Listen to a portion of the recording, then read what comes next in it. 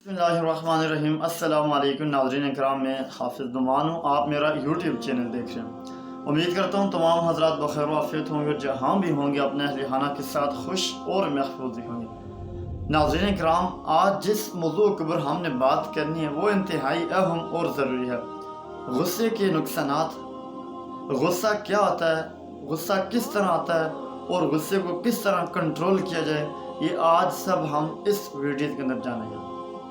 आपको रोज़ाना की बुनियाद के ऊपर मालूम है कि कुरान और हदीस की रोशनी में आपसे बात की जाती है, लेकिन अभी तक अगर आप लोगों ने मेरे यूट्यूब चैनल को सब्सक्राइब नहीं किया तो आप लोग अगर बेहतर समझते हैं, मुनासिब समझते हैं, चैनल को ज़रूर सब्सक्राइब कर लें और बेल आइकन को दबा लें, इसलिए कि हमारी हर आने वाली नई वीडियो का नोटिफिकेशन बर वक्त आप तक पहुँच सके। नाज़रीन इकराम, आगे बढ़ते हैं और अपनी बात का आगाज़ करते हैं। आपने फरमाया क़ाल रसूलुल्लाह सल्लल्लाहु अलैहि वसल्लम ला तग़ज़ब। रसूलुल्लाह सल्लल्लाहु अलैहि वसल्लम ने फरमाया गुस्सा मत किया करो।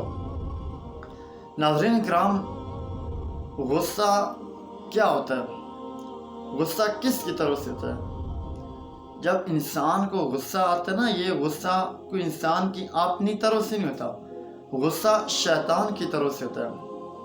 और शैतान किस चीज़ से बना हुआ है? शैतान आग से बना हुआ है।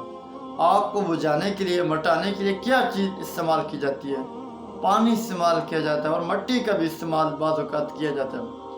नाज़रीन किराम, गुस्सा एक ऐसी चीज़ होती है ना कि ये इंसान को जल्दबाजी के अंदर, गुस्से के अंदर, ये इंसान को बहुत दूर लेके जा सकती है और इंसान से वो काम करवा देती है कि जो काम इंसान बाद में पछताता है उसके ऊपर। और ख़ास कर जो हमारे माशरे के अंदर छोटी छोटी बातों के ऊपर हम लड़ाई झगड़े फसाद करते हैं, फसाद बर्पा कर देते हैं माशरे के अंदर, इसकी तमाम एक ही वजह होती है। पीछे क्या होता है कि जब इंसान को गुस्सा आता है तो तब करता है ना, जब इंसान को गुस्सा नहीं आता तो वो लड़ाई कैसे करेगा, वो झगड़ा कैसे करेगा, वो फसाद कैसे करेगा?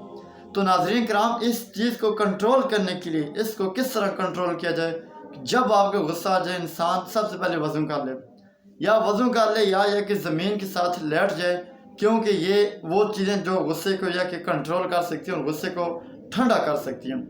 नाज़रीन किराम, अक्सर जब मियाँ बीवी के अंदर लड़ाई और झगड़ा होता है, आपको पता है, तो ये जो भी जिस टाइम हम लड़ाई और झगड़ा करते हैं इसकी बुनियाद गुस्से की होती है। और ख़ास कर जब मियाँ बीवी की लड़ाई होती है, ये इतनी ख़तरनाक होती है कि नाज़रीन इकराम, ये नस्लों और ख़ानदानों को तबाह कर देती है, ये नस्लों और ख़ानदानों तक पहुँचती है।